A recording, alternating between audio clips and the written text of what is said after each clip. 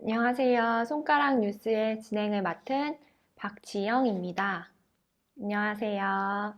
안녕하세요. 반갑습니다. 곽동수입니다. 기사를 읽으면서 하나 안타까운 기사를 봤습니다. 어, 하나 아기 생명을 잃은 안타까운 사연이 있었는데요. 한 베트남 여성이 산부인과에 영양제 주사를 맞히기 위해서 산부인과를 갔다가 마취제에 잠이 들어버렸고 그 사이에 낙태가 되었습니다. 알고 보니 원래는 이제 영양제를 맞을 생각이었는데 의사와 간호사가 그걸 모르고 다른 사람으로 오인해서 마취제를 하고 그리고 낙태를 한 안타까운 사연이 있었습니다.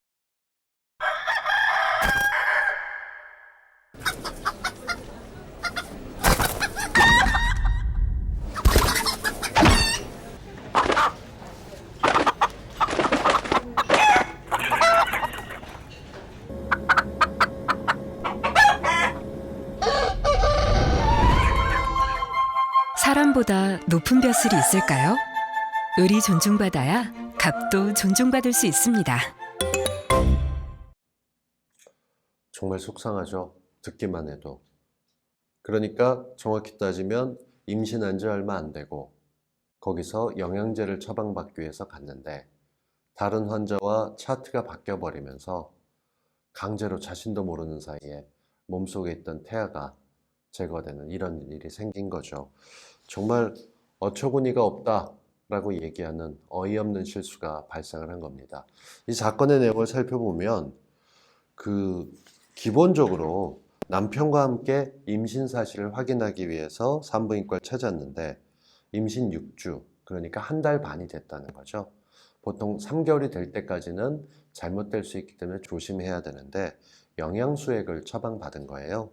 그래서 수액을 맞기 위해서 한 층의 분만실에 갔는데 거기에 또 다른 환자 차트를 갖고 오신 분이 보면서 차트에는 이름만 있고 얼굴이 나와 있는 건 아니니까 그걸 보면서 어떤 식으로든 다른 환자로 착각하게 된 거죠. 그래서 원래라면 간호사가 붙잡고 지금 이러이런 걸 하러 오신 분 맞습니까? 혹시 중절 수술하러 오셨나요?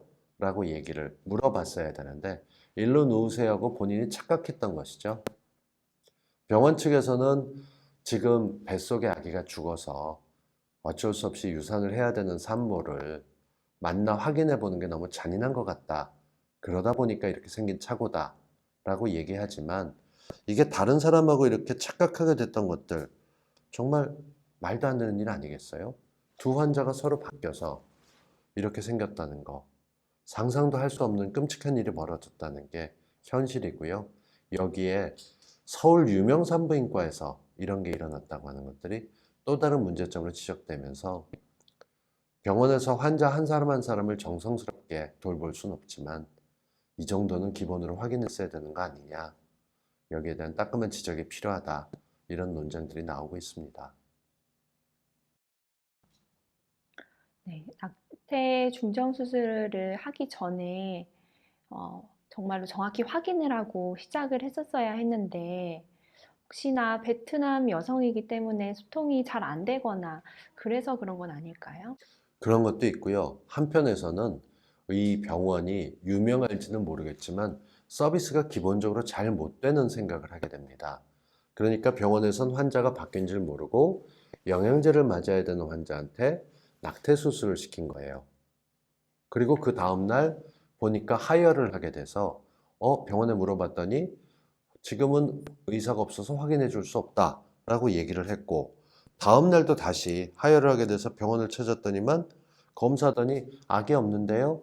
뱃속에 악이 낙태됐어요? 라고 얘기를 했다는 거죠. 그 사실을 알고 경찰에 바로 신고했다고 하지만 인종보다 의사와 간호사들이 얼마나 무성의하게 했는지 사람의 목숨을 다루는 일에서 이렇게 차트도 대충 관리할 수 있는지 정말 상상도 되지 않는 일이 생기고요.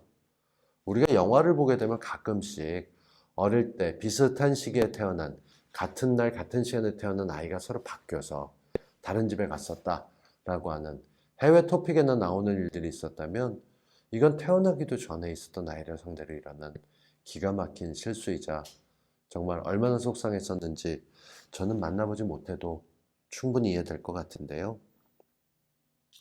이건 강제 낙태죄로 적용시키기도 어렵고 그렇다고 의료 과실이 분명하지만 여기에 대해서 지금 현재 뭐 16주, 30주 이렇게 나간 게 아니라 굉장히 짧은 기간 6주였기 때문에 과연 이걸 어떻게 해야 되느냐, 심정적으로는 동의되지만 처벌 수위가 굉장히 낮을 수밖에 없어서 이게 우리 사회에 또 다른 문제거리로 부각되는 거고요. 뭐 두말하면 잔소리겠지만 이런 일이 벌어지게 했었던 병원과 간호사 이 모두 다 책임을 물어야 될 것이고요. 거기에 대해서 관심이 많이 모이고 있습니다. 아직 처벌에 대한 것은 얘기가 안 나온 거죠. 지금은 그 법을 그대로 적용하게 되면 낙태죄에서 설명을 하거나 불법으로 하게 되면 과태료 300만 원 정도라고 얘기를 하는데요. 듣기에 300만 원을 적용하는 과태료하기는 말도 안 되는 것 같고 그 상실감이나 그 아이를 가졌다가 잃었다라고 하는 것 그것도 자신의 실수로 그건 평생 가는 트라우마가 될 수도 있기 때문에 이런 쪽에 대해서는 피해자가 수술대에 누워 있을 때 확인을 제대로 하지 못한 것 이런 것들을 두고 대책도 필요하지 않나. 처벌도 처벌이지만 다시는 이런 일이 생기지 않게 어떻게 안전장치를 할 것인가에 대해서 확인을 한번 해봐야 될 것 같습니다. 하다못해 놀이공원에만 가도 입원한 환자들 같은 경우는 팔에 띠를 차고 있죠. 그래서 어떤 거다 확인이 되는데 이렇게 방문한 환자의 경우도 의무적으로 진료용 띠를 해서 영양제를 맞는다거나 확인하게 하는 장치들이 필요하지 않나. 의료계에서는 당장 이렇게 얘기하고 있고요. 사실 환자들 마음대로 벗겨내지 못하게 강력하게 접촉하기 때문에 이것도 비용이 제법 들어간다고 생각해요. 하루에 찾는 사람들이 많기 때문에 일일이 이걸 착용하는 것도 번거로울 수 있지만 이렇게라도 안전장치를 해야 되는 거 아니겠느냐. 이런 사건을 제대로 대처하지 않으면 또 어떤 일이 벌어질지 모른다 라는 점에서 우려의 목소리들이 나오고 있습니다. 어, 제대로 된 처벌과 앞으로도 이제 그런 일 다시 발생하지 않길 바랍니다. 서울의 유명 병원에서도 겉은 유명할지 모르지만 사람이 하는 일이기 때문에 환자가 바뀌거나 혹은 부당한 처방을 받을 수도 있습니다. 예전에는 크게 보도되진 않았지만 절대로 술, 담배를 하면 안 되고 그런 사람에게 임신 사실 여부를 제대로 알려주지 않았던 거예요. 임신이 아니라고 얘기했는데 테스터기가 뒤바뀌는 바람에 임신을 한 사람한테는 아니라고 알려주고 아닌 사람에겐 했다고 알려주는 바람에 어느 시기에 몇 달이 지난 후에 가봤더니 그 사실을 모르고 음주와 흡연하는 공간에서 일했던 여성 같은 경우 태아를 유산해야 됐다 이런 사건이 났던 경우도 있어요. 요즘 우리가 인구 절벽이라는 표현을 씁니다. 더 이상 아이 울음소리가 들리지 않는 세상이 됐고 결혼한 부부 한 쌍당 최소한 한 명의 자녀가 아니라 0.8명 이렇게 떨어져서 세 가족의 아이 2명 정도라고 얘기하는 시대가 됐어요. 초등학교에도 들어갈 아이가 없고 중고등학교, 대학교도 사람들이 점점 줄어든다 얘기합니다.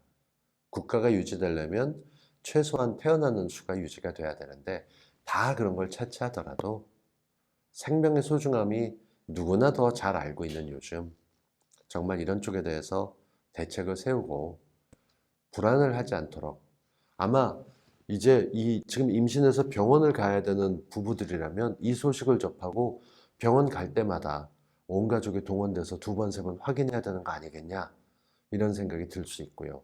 또 병원 의료진 같은 경우는 다른 병원이라도 이런 사고가 발생하게 되면 더 깜짝 놀라면서 환자들이 요구할 거기 때문에 업무량도 많이 늘어날 거예요.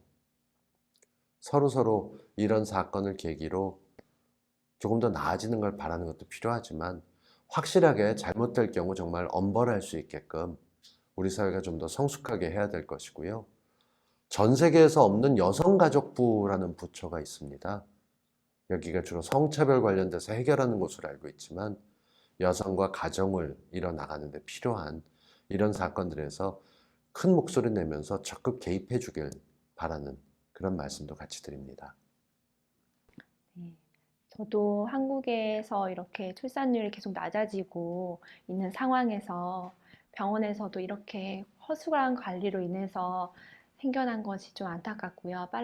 많은 개선이 있었으면 좋겠습니다. 네, 감사합니다. 오늘 저의 영상을 보시고 유익하시고 재밌으셨다면 구독과 좋아요 많이 눌러주세요.